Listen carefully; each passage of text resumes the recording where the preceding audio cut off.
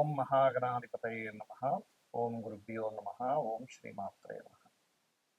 మనం ఈరోజు మీరు జన్మించినటువంటి లగ్నం నుంచి మీకు వేటి మూలంగా ధనయోగం వస్తుంది, అదేవిధంగా ఇది మనం చెప్పుకునేటువంటిది జనరల్గా. ఉదాహరణకి మేషంలో పుట్టారు, లేదా వృషభ లగ్నంలో మీరు పుట్టినప్పుడు వృషభ లగ్నం ఉంది, లేదా మిథున లగ్నం ఉంది, కర్కాటక లగ్నం ఉంది. అలా దాన్ని బట్టి సెకండ్ లార్డ్ ఎవరు, ఆ గ్రహం ఎటువంటి ధనయోగాన్ని ఇవ్వడానికి ఎలిజిబుల్ అయింది, సెవెంత్ లార్డ్ ఎవరు, అంటే ధనం ఎందుకు మీరు నిలబడటం లేదు, అదేవిధంగా మీకు జాతక చక్రంలో వ్యాపారం మూలంగా ధనయోగం ఉందా, లేదా ఉద్యోగ రూపంలో ధనయోగం ఉందా, మీ లగ్నానికి ఎటువంటి మహాదశలు వస్తే ధనయోగంగా మారతాయి అనేటువంటి అంశాలని చెప్తుంది నేనైనప్పటికీ కూడా చెప్పేస్తుంది సాక్షాత్ లలిత అమ్మవారిగా భావిస్తూ ఒక్కొక్క లగ్నం గురించి తెలుసుకుందాము. అదేవిధంగా అసలు వ్యాపార యోగం కనుక ఉన్నట్లయితే ఏ గ్రహం ఏ గ్రహంతో కలిస్తే ఎటువంటి వ్యాపారాల్లోకి వెళ్తారు, ఎటువంటి సమయాల్లో వ్యాపారాల జోలికి వెళ్ళకూడదు, ఎటువంటి సమయాల్లో వ్యాపారాలకు వెళ్తే బాగుంటుంది అనేటువంటి విషయాలు కూడా నేను చివరిలో చెప్తాను. వీడియో చివరి వరకు చూడండి. తులాలగ్నము, తులారాశి. తులవారికి కనుక చూసుకున్నట్లయితే బ్యాలెన్సింగ్ ఉంటుంది వాళ్ళకి. అంటే ఏదైనా సరే బ్యాలెన్స్ చేసుకునేటువంటి తత్వం ఉంటుంది. అంటే సిచ్యువేషన్ వచ్చింది, దాన్ని ఎలా ఎదుర్కోవాలి, ఎలా నిలబడాలి అనే తత్వం బలంగా ఉంటుందండి తులవారికి. ఎవరికో ఎక్కడో 1000-2000 జాతకాల్లో ఒకరికి కనుక ఆ శుక్రుడు పాడైతే చెప్పలేం, కానీ ఖచ్చితంగా ఉంటుంది. అయితే ఇక్కడ ఈ తులాలగ్నం వారికి ధనాధిపతి సప్తమాధిపతి ఒక్కరే.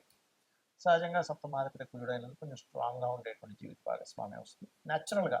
బట్ ఆ కుజుడెళ్ళి కొంత శుభగ్రహాలతో కలిసాడంటే, శుక్ర గురువులతో కలిసాడన్నప్పుడు మళ్ళీ మారుతుందేమో. కానీ ధనాధిపతి కూడా కుజుడైనప్పుడు మీ ధనాధిపతి యొక్క శక్తి ఎలా ఉందో తెలుసుకోవాలి ఇప్పుడు కూడా.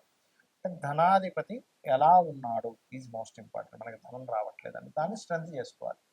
ఎలా అంటే ఇప్పుడు చూడండి, కొంతమందికి పళ్ళకి సంబంధించిన ఇబ్బంది వస్తుంది.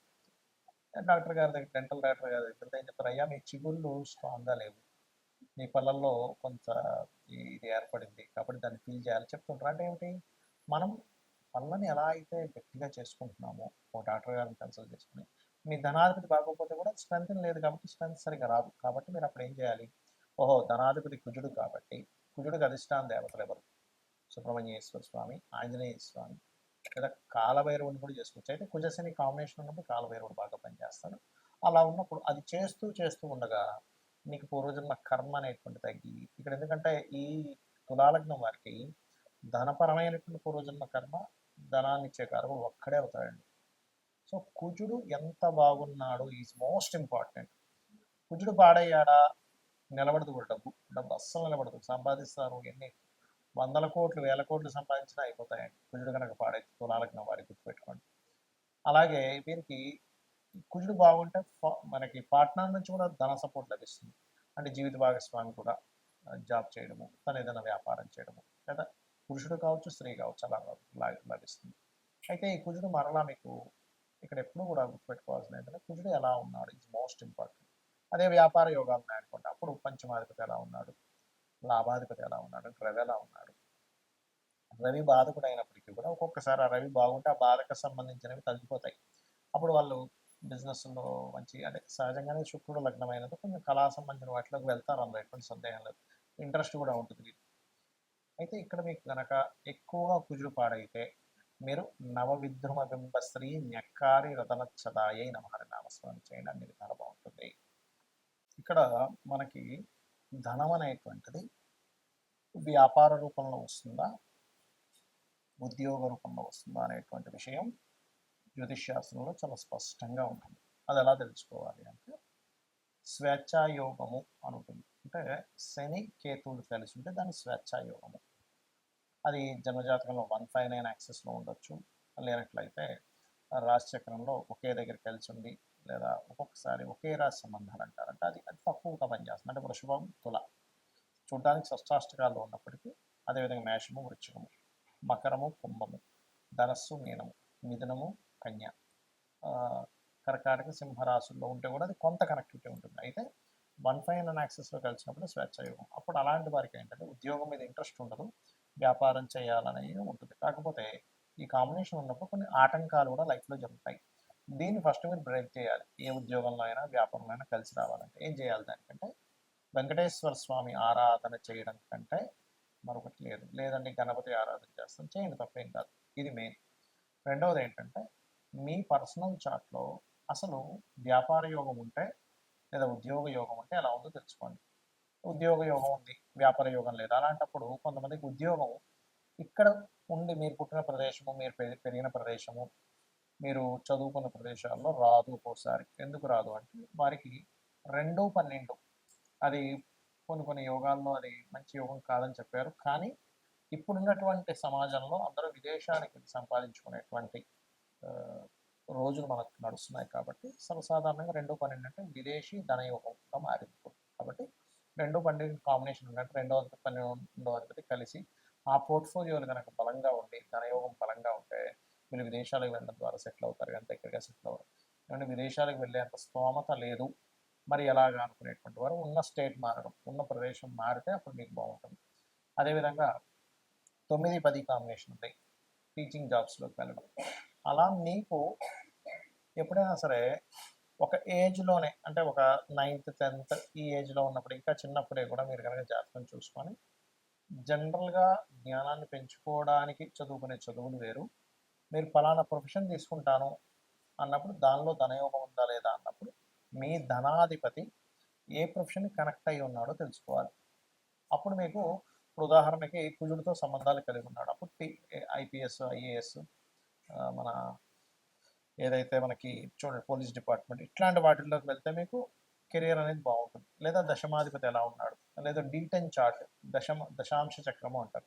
ఆ యొక్క D10 చార్ట్‌లో దశాంశ చక్రంలో ఈ దశమాధిపతి ఏ గ్రహంతో బలంగా ఉన్నాడు అది ఇన్ డీటెయిల్డ్‌గా చూసేది. అంటే టైం ఎక్కడా కూడా తప్పు ఉండకూడదు. పర్ఫెక్ట్ టైం ఉన్న వాళ్ళకి మాత్రమే వర్గ చక్రాల్లోకి వెళ్ళాలి. ఈ రకంగా చూసుకోవాలి. అంటే మొట్టమొదటిగా మీకు ఇక్కడుందా, విదేశాల్లో ఉందా, లేదా ఉన్న ఊరు మాత్రమే ఉందా?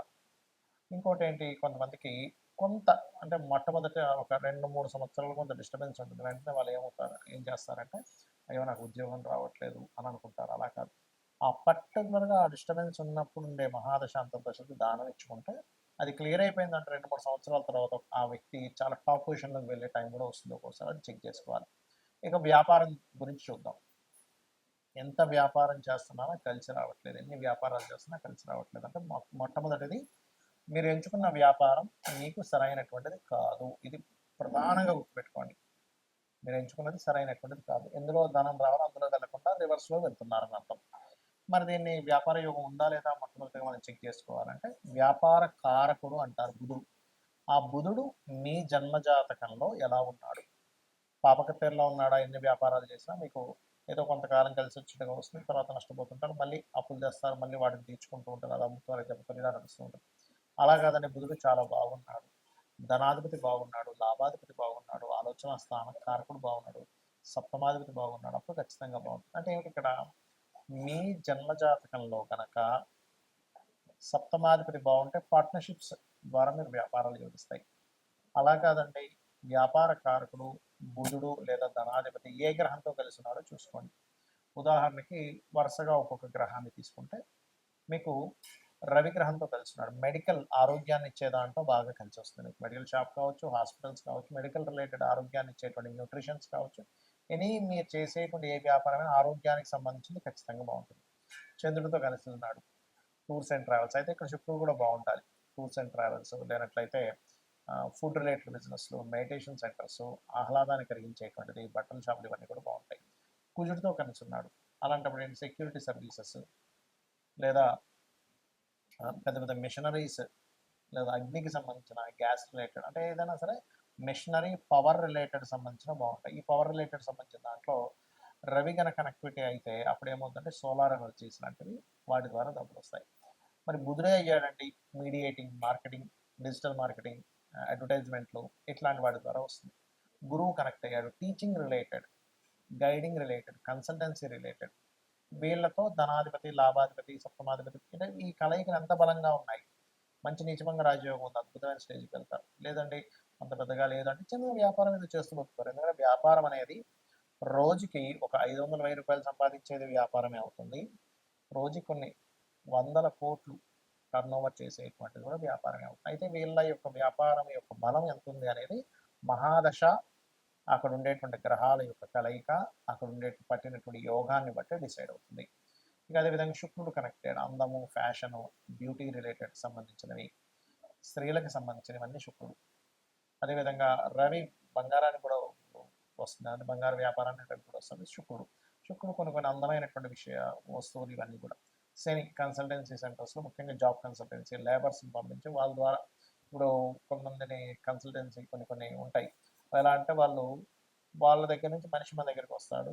ఆ వ్యక్తికి ఆయన ఇచ్చేది ఒక 20,000 అయితే మన దగ్గర 22,000, 23,000 తీసుకుంటాడు. ఆ 3,000 మార్జిన్ పెట్టుకుంటాడు లేబర్ సప్లయర్స్ అలా. లేదా ఆయిల్ బిజినెస్లు, లేనట్లయితే ఐరన్ బిజినెస్లు, ఇవన్నీ శాఖలు ఇస్తారు గుర్తుపెట్టుకోండి. ఆ రకంగా రాహు కేతు అయితే రాహుకేతు ముఖ్యంగా రాహు సాఫ్ట్వేర్ రిలేటెడ్, కేతు ఆధ్యాత్మిక సంబంధించినటువంటివి, అదేవిధంగా కెమికల్ రిలేటెడ్ ఇట్లాంటి వ్యాపారాలు. ఇక్కడ ఏంటంటే ఒకటి మన జన్మజాతకంలో ఏ యోగం ఉందో తెలుసుకొని వెళ్ళడం ఒక ఎత్తు. అసలు ఏ యోగాలు లేవండి, చాలా ప్రాబ్లమాటిక్గా ఉందన్నప్పుడు అమ్మవారిని నమ్ముకుంటూ అమ్మవారి ఆరాధన చేసుకుంటూ ముందుకు వెళ్ళడం. జాబ్ రావట్లేదు, ఓం మాణిక్యముకటాకార జానుద్వై విరాజితాయే నమః, లేదా ఓం శ్రీమాత శ్రీ మహారాజ్ని శ్రీమత్ సింహాసనేశ్వరి నమః. ఈ 2 నామాలు ఏది చేసుకున్నా మీకు జాబ్ అనేటువంటిది వస్తుంది. అయితే భక్తి శ్రద్ధలతో నమ్మకంగా చేసుకోవాలి. వ్యాపారంలో రాణించలేకపోతున్నాము, ఓం ఇంద్రగోప పరిక్షిప్త స్మరతోనాభజంగికాయే నమః అనే నామస్మరణ ఖచ్చితంగా మీకు వ్యాపార అభివృద్ధిని ఇస్తుంది. శ్రీమాత్రే నమః.